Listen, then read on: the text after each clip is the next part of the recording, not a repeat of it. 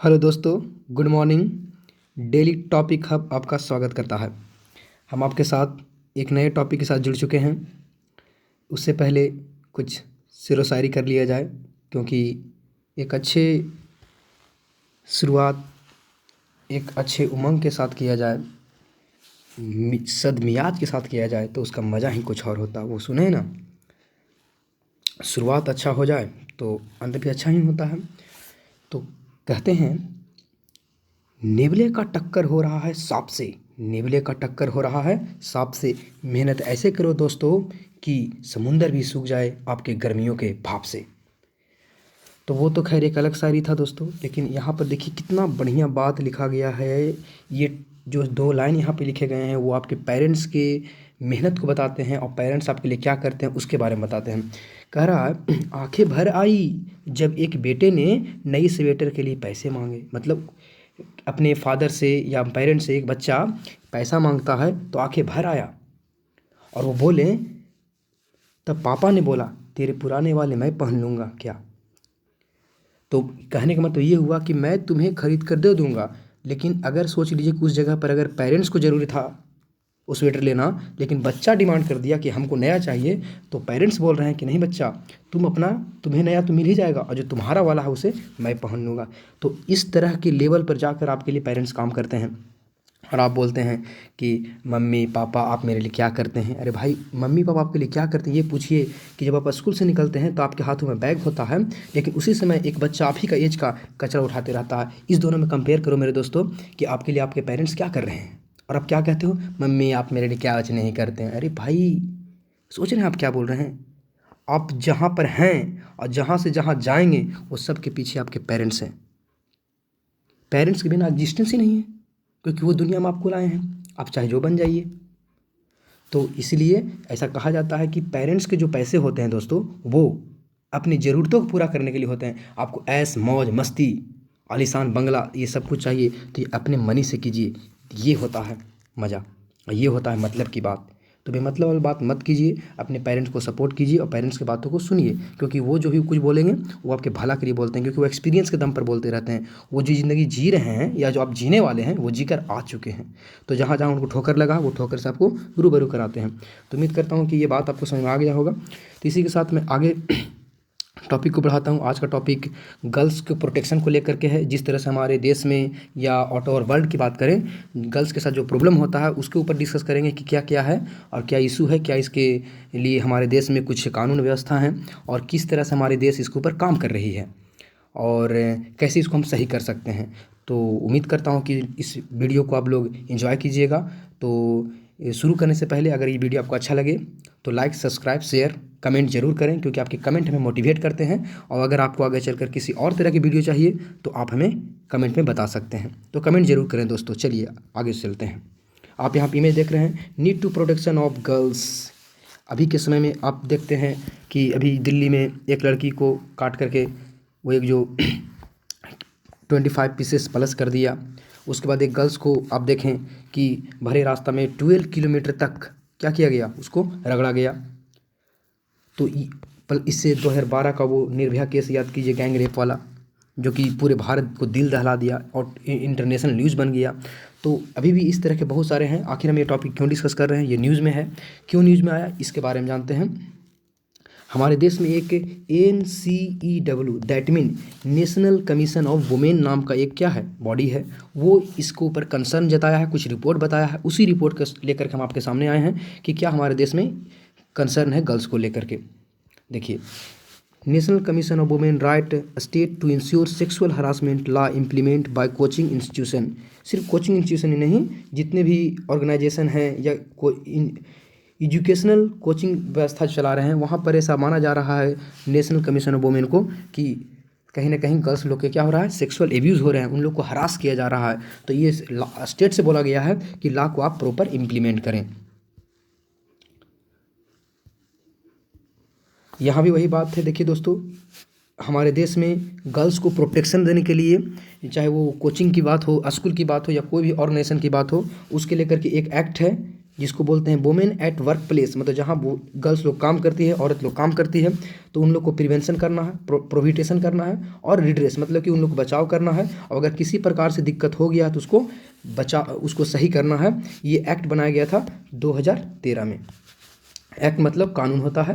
Act मतलब कानून ये होता है कि जब कोई, बहुत पहले भी डिस्कस कर चुके हैं, जब कोई चीज़ लोकसभा में पास हो जाए, राज्यसभा में पास हो जाए, और उसके बाद प्रेसिडेंट का साइन हो जाता है, तो कोई भी चीज़ जब आप लोकसभा में या राज्यसभा में रखते हो तो वो बिल की तरह काम करता है। लेकिन लोकसभा उसको पास कर दे, राज्यसभा भी पास कर दे, और साथ साथ में प्रेसिडेंट का सिग्नेचर हो जाए, so then bill become to act. So I hope you all are clear about this. So now I'm moving next slide.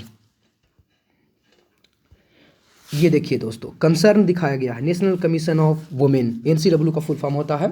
ये क्या दिखाया गया है कि कोचिंग इंस्टीट्यूशन हो या कोई एजुकेशनल इंस्टीट्यूशन हो, वहाँ पर कहीं ना कहीं वुमेन के साथ या गर्ल्स के साथ क्या हो रहा है, हरास किया जा रहा है, सेक्सुअल एब्यूज़ हो रहा है, उन्हें एब्यूज़ किया जा रहा है। तो इसको लेकर के ये सिर्फ इंडिया में नहीं दोस्तों, recently the sexual harassment work place become of the most pressing issue women across the globe की बात, मतलब दुनिया की बात किया जा रहा है। 31,000 कंप्लेन आया crime against women receive by the NCW, किसके द्वारा, नेशनल कमीशन ऑफ वुमेन है उसके द्वारा। ये जो कि हाईएस्ट है, कब से लेकर के 2014 से अब तक ये हाईएस्ट के 2022 का है। और अब इसमें स्टेट में देख लेते हैं कि कौन स्टेट में कितने गर्ल्स सिक्योर हैं, कौन सा स्टेट ज़्यादा इसमें क्राइम कर रहा है।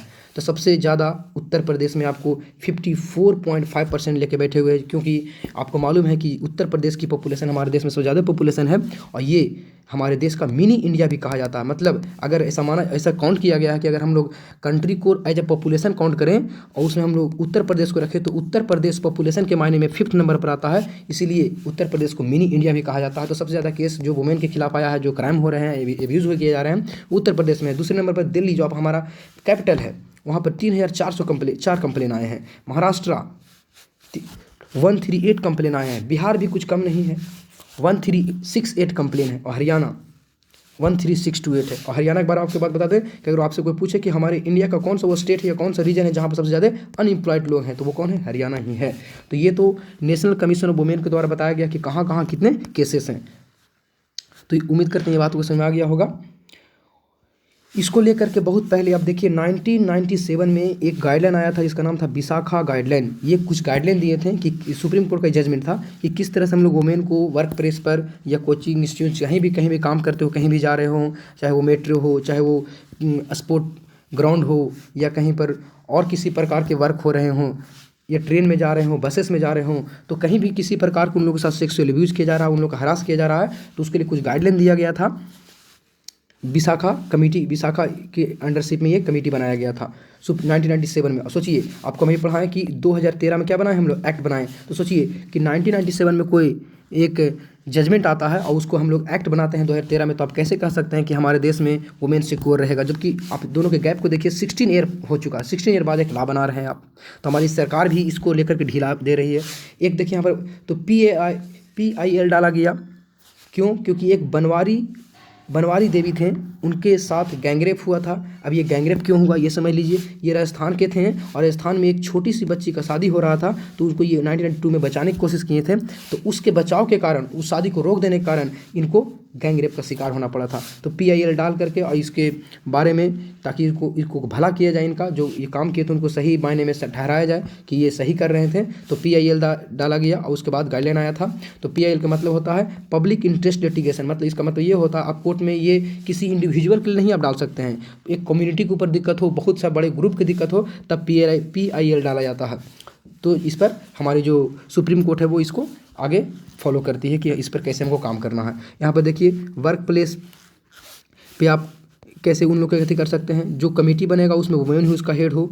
उसके बाद प्रॉपर अगर कोई विक्टिम है तो विक्टिम को जो इशू है उसको आपको रिलीज पब्लिकली नहीं कर देना, प्राइवेट रखना है, क्योंकि प्राइवेट नहीं रखिएगा तो दिक्कत हो जाता है। तो ये सब आपको किया गया है। दूसरी बात, किसी के साथ जब तक मतलब कोई प्रोसेस चल रहा होगा, मतलब कि जो केस बना है वो केस में जो प्रोसेस चल रहा होगा, तो जब तक उसका सोल्यूशन नहीं आ जाता तब तक आप डिस्क्रिमिनेशन नहीं कर सकते हैं, ये कहा गया था। तो ये कुछ आप देख रहे हैं कि ये सारे दिक्कत चल रहे हैं। साथ साथ में 5 की पॉइंट दिए गए थे जो एक्ट ऑफ 2013 का है, जो बताएं आपको sexual harassment women at work place, उसमें 2013 का एक्ट में बताया गया create and implement anti sexual harassment policy, मतलब कि कैसे हम इन लोग को रोक सके उसके लिए पॉलिसी बनाना चाहिए। कमेटी जो बनेगा उसको constitute an internal committee and give the training functional efficiency, मतलब कि उसको इस तरह से बनाया जाता है कि वो इस मामले को अच्छी से जांच पड़ताल कर सके। दूसरा, एम्प्लॉय अवेयरनेस एंड असिस्टेंस, मतलब कि अवेयरनेस की बहुत ज़रूरी है, तो अवेयरनेस वाला काम करें। पोस्टर एंड नोटिस बोर्ड लगाएं, उस पर अवेयरनेस फैलाएं। और स्टैट्यूटरी एनुअल रिपोर्ट, मतलब कि हर साल इसको बारे में रिपोर्ट बताएं कि क्या स्टेटस है वुमेन को लेकर के, उसकी सिक्योरिटी को लेकर के। अब दोस्तों इतना जब अच्छे अच्छे बात बता रहे हैं, मतलब कि अच्छा तो नहीं कह सकते हैं, ये गलत है, लेकिन जो हो रहा है देश में उसको लेकर अगर बता रहा है तो ज़रूरी है कि उसके बारे में जान लें कि ये बॉडी कब बनाया गया, कैसे बनाया गया और कैसे काम करता है। तो आपको फुल फॉर्म तो बहुत पहले से बोल बोल के चिल्ला के मेरा 2-3-10 वर्ष चिल्ला चुके हैं कि NCW का फुल फॉर्म होता है नेशनल कमीशन फॉर वुमेन। इसको एक्ट जो था 1990 का था, अभी बता दिए एक्ट बार बार डिस्कस नहीं करेंगे एक्ट किसे बोलते हैं, लेकिन एक्ट जो 1990 के एक्ट के थ्रू इसको 1992 में जनवरी में इसको इस्टेब्लिश कर दिया गया। 31 जनवरी 1992 को इसके जो फर्स्ट चेयरमैन बने थे वो मिसेज जयंती पटनायक बनी थी एज ए चेयरमैन पर्सन। अभी देख लेते हैं कंपोजिशन मतलब क्या होता है दोस्तों, कि इस कमीशन के अंदर कौन कौन होता है। तो एक चेयरमैन होंगे जो नॉमिनेट करेंगे कौन, सेंट्रल गवर्नमेंट। दूसरी बात, ये मेंबर होंगे जो सेक्रेटरी होंगे और 5 अदर मेंबर होंगे। आप कह सकते हैं कि 1, 2, 5, 7 मेंबर का ये बॉडी होता है। ये कंपोजिशन रहा, मतलब कौन कौन इसमें होते हैं, क्या क्या काम करता है। तो कॉन्स्टिट्यूशनली लीगल सेफ गार्ड, मतलब किस तरह से वुमेन को सेफ गार्ड दिया जा सकता है। रिकमेंड रिमेडियल लेजिस्लेटिव मेजर्स, किस तरह से उसके लेजिस्लेटिव अच्छे अथी लिए जा सकते हैं। ग्रीवेंस, मतलब कहीं पे दिक्कत हो गया तो उसको फैसिलेट करके उसको कैसे हम सही कर सकते हैं। और जहाँ भी कहीं गवर्नमेंट अगर वुमेन को लेकर कोई काम कर रही होगी तो उसमें ये क्या करती है, सलाह देती है कि हाँ आप ऐसे यहाँ कर सकते हैं जो कि वुमेन के लिए अच्छा होगा। इसको लेकर के कुछ और एक सी बॉक्स नाम करके स्कीम चलाया गया था। इसका ये ministry of women and child development के अंतर्गत काम करता है, उसी के द्वारा लॉन्च किया गया था। इसका फुल फॉर्म होता है सी बॉक्स का sexual harassment electronic box, sexual harassment electronic box. इसमें क्या था देखिए, जैसे कि आपको गांव में ये कहीं पर भी गर्ल्स लोग के साथ अगर किसी प्रकार का सेक्सुअल अब्यूज होता है तो वो पब्लिकली आकर के कहने में डरते हैं। इसका एक रीज़न ये है कि इज्जत बेइज्जती की बात है।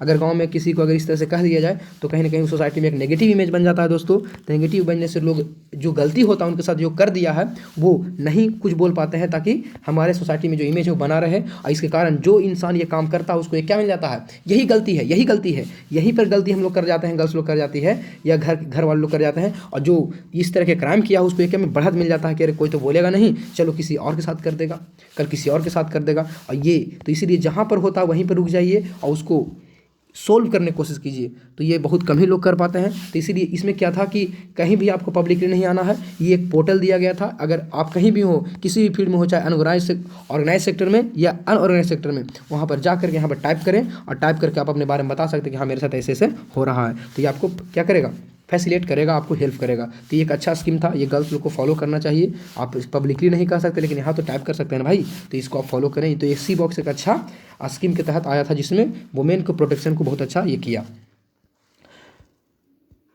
आप देखिए कि वुमेन को एम्पावर करने के लिए हम लोग बहुत सारा स्कीम चला पाए। तो हम लोग आखिर वुमेन को एम्पावर क्यों करना पड़ रहा है। जो वुमेन हम लोग की धरती पर लाया है, धरती को माँ कहते हैं, बहुत सारे देवी देवता को हम लोग माँ के रूप में पूछते हैं। तो एक तरफ तो हम लोग माँ कहते हैं और एक तरफ इस तरह की हरकत हमारे देश में चल रहा है या वर्ल्ड में चल रहा है, जो कि एक शर्मनाक कह सकते हैं आप।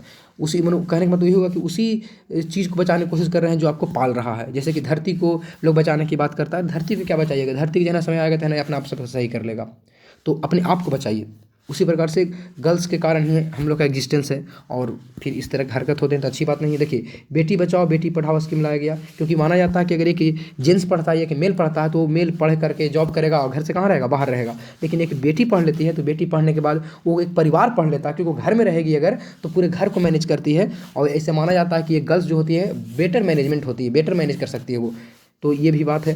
वन स्टॉप सेंटर में तो कहीं आपको नहीं जाना, एक ही जगह जाइए, सारा सोल्यूशन आपको मिल जाएगा। उज्ज्वला योजना, इसके अंदर भी एक अमरेला की तरह काम किया गया। ये भी लोग जो दिक्कत हो रहा था उसको भी अच्छा से फॉलो किया।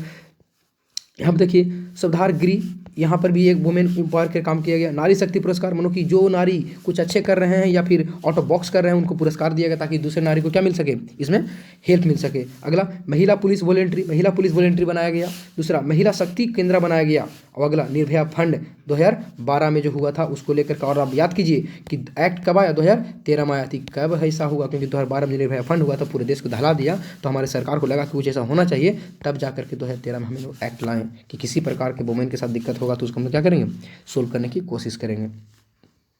तो ये था आज का टॉपिक। उम्मीद करता हूँ ये टॉपिक आपको अच्छा लगा है। ये वीडियो अपने तक नहीं रखे दोस्तों, ये बहुत ही अवेयरनेस का वीडियो है, इसको आगे तक शेयर करें ताकि लोग इससे अवेयर हो सकें और इस तरह की हरकत लोग ना करें, क्योंकि ये बिल्कुल जायज़ नहीं है। तो उम्मीद करता हूँ कि वीडियो आप लोग एंजॉय किए होंगे। तो इसी के साथ हम अपने वीडियो खत्म करते हैं। जय हिंद दोस्तों।